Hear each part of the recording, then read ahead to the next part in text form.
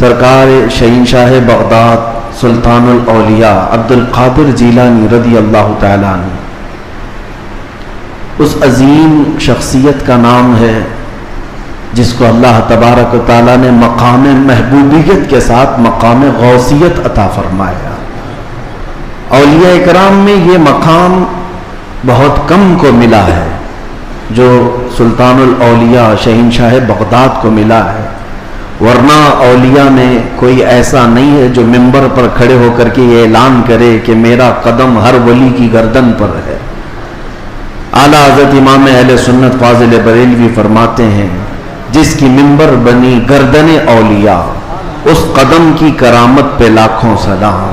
جو ولی قبل ہوئے یا بعد ہوئے یا ہوں گے، سب ادب دل میں رکھتے ہیں میرے آقا تیرا۔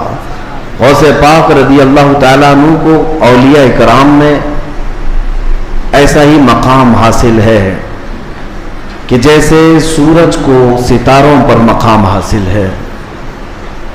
آپ کو اللہ تعالیٰ نے بچپن سے علمی شرافت کے ساتھ ساتھ خاندانی شرافت ایسی عطا فرمائی کہ آپ اپنے والد ماجد کی طرف سے حسنی سادات ہیں اور اپنی ماں کی طرف سے حسینی سادات ہیں، یعنی امام حسن مجتبی ان کے دادا ہیں، امام حسین شہید کربلا نانا ہیں، جس کے دادا اور جس کے نانا دونوں جنتی جوانوں کے سردار ہوں، اس نسبت کا عالم کیا ہوگا۔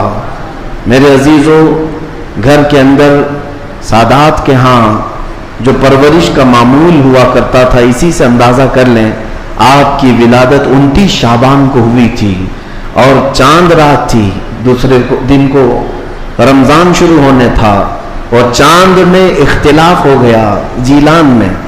یہ جیلان ایران کا ایک علاقہ ہے، اس کو گیلان بھی کہتے ہیں، جہاں آپ کی پیدائش ہوئی۔ لوگوں کے دوران شک پیدا ہوا کہ چاند ہوا کہ نہیں ہوا۔ غوث پاک رضی اللہ تعالیٰ عنہ کی ماں فاطمہ ام الخیر جو نہایت ہی شریف خاتون ہیں سادات کی، آپ نے لوگوں سے کہا کہ رمضان ہو چکا ہے، اس لیے کہ سحری سے لے کر افطار تک میرے بچے نے دودھ کو منہ نہیں لگایا ہے۔ پورے جیلان میں یہ بات مشہور تھی کہ سادات کے گھر میں ایک ایسا بچہ پیدا ہوا ہے جو سحری سے لے کر کے افطار تک اپنے ماں کے دودھ کو تک نہیں پیتا۔ یہ ان ایام کی میں بات کر رہا ہوں کہ ابھی غوث پاک رضی اللہ تعالیٰ عنہ ایک دن کے تھے، یعنی پیدائشی طور پر۔ میں آپ کو یہ بتاؤں کہ آپ سب غوث پاک کو پیران پیر کہتے ہیں کہ نہیں، یعنی پیروں کا پیر ہے، اور روشن ضمیر کہتے ہیں، سارے سلسلے وہاں تک جا کر پہنچ جاتے ہیں تو فخر کرتے ہیں۔ غوث پاک سے جس کا سلسلہ ملتا ہے وہ دنیا میں فخر کرتا ہے۔ میں یہ کہتا ہوں کہ پیروں کا پیر پیدا ہوتے ہی روزہ رکھتا ہو، اور اگر کوئی ڈھکوسلا جھوٹا پیر یہ کہتا ہے کہ ہمارے اوپر شریعت نہیں ہے، تو بات یہ یاد رکھ لینا کہ اس کا غوثیت معاف سے کوئی تعلق ہی نہیں ہے۔ وہ شیطان کا مرید ہو سکتا ہے، رسول اللہ تک لے جانے والا راستہ ہرگز نہیں ہو سکتا۔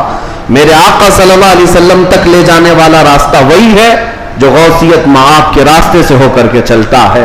پیدائشی طور پر شریعت کی پاسداری کرنے والے شیخ عبد القادر جیلانی، میرے عزیزو، آپ کو یہاں غوث پاک کی کرامات سنتے سنتے ایک کسوٹی بھی حاصل کر لینا چاہیے کہ ہر پیر کو پرکھ کر کے دیکھو، شریعت کے سانچے میں اترتا ہے تو وہ مرشد ہے، اور شریعت سے ہٹ جاتا ہے تو پھر وہ شیطان کا پھندا ہے۔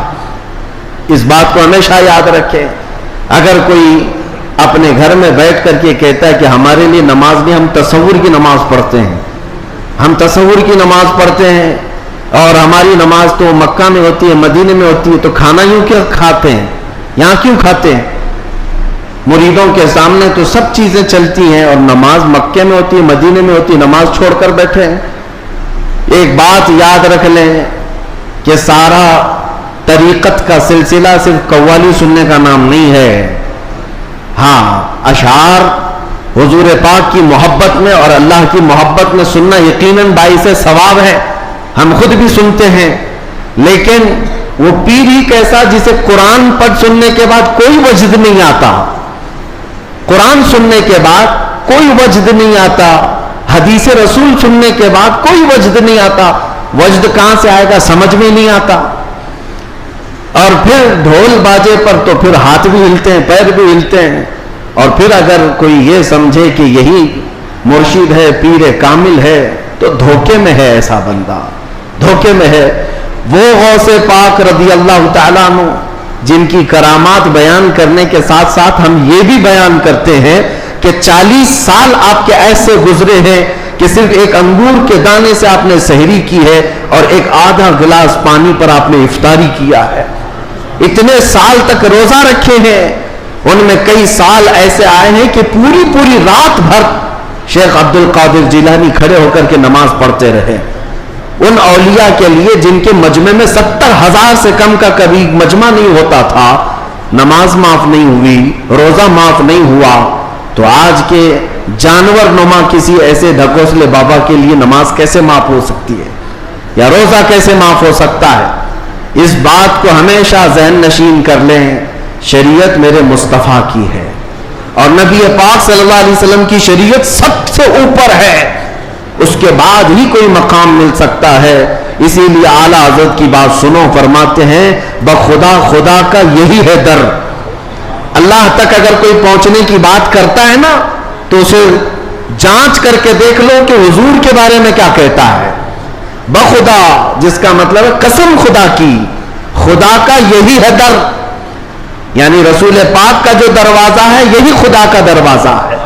بخدا خدا کا یہی ہے در، نہیں اور کوئی مفر مقر۔ حضور کو چھوڑو گے تو نہ بھاگنے کی جگہ ہے نہ ٹھہرنے کی جگہ ہے، کہیں نہیں اور کوئی مفر مقر۔ اور پھر اعلیٰ حضرت فرماتے ہیں اگر کوئی خدا تک پہنچا بھی ہے تو سمجھ لو جو وہاں سے ہو یہی آ کے ہو، جو یہاں نہیں تو وہاں نہیں۔ اگر وہ رسول پاک صلی اللہ علیہ وسلم کی شریعت کبریٰ تک نہیں پہنچا تو پھر سمجھ لو کہ خدا تک پہنچ ہی نہیں سکتا۔ میرے عزیزو، غوث پاک رضی اللہ تعالیٰ عنہ کی پوری زندگی اگر میں آپ کو بتاؤں وہ عشق رسول کے سانچے میں ڈھلی ہوئی تھی۔ نبی پاک کی شریعت پر ایسا سختی سے عمل کرتے تھے کہ منبر پر کھڑے ہو کر کے آپ نے اعلان کیا میرا مرید اگر نماز نہیں پڑھتا تو اسے ہمارے قبرستان میں بھی دفن نہ کیا جائے۔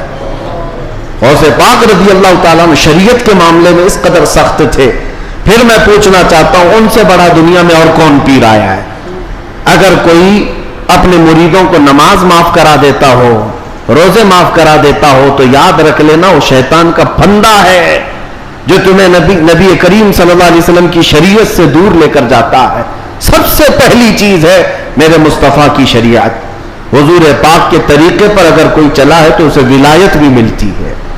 اللہ کا ولی حضور کی شریعت پر گامزن ہو کر کے ہی چلتا ہے۔